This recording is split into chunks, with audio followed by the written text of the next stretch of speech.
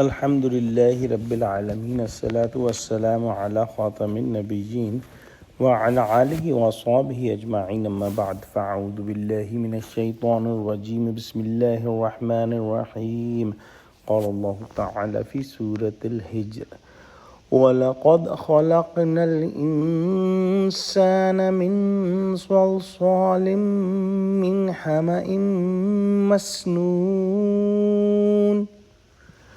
وَالْجَانَّ خَلَقْنَاهُ مِنْ قَبْلُ مِنْ نَارِ السَّمُومِ۔ ترجمہ: اور ہم نے انسان کو کھنکھناتے سڑے ہوئے گارے سے پیدا کیا ہے اور جنوں کو اس سے بھی پہلے بے دھوئیں کی آگ سے پیدا کیا تھا۔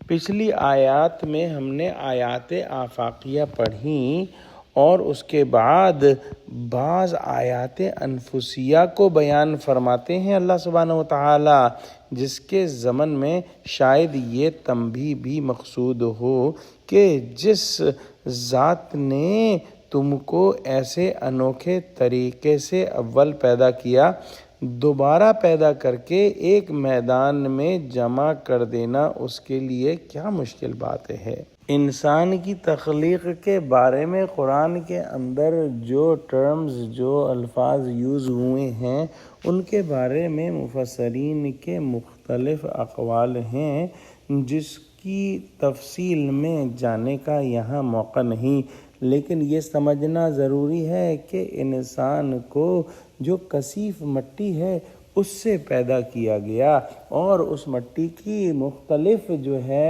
وہ شکلیں قرآن کے اندر جو ہیں وہ بیان ہوئیں، جبکہ جو جن ہیں ان کو جو ہے لطیف شے سے، یعنی جو لو کی لپٹ جیسی آگ ہے اس سے جو ہے وہ پیدا کیا گیا۔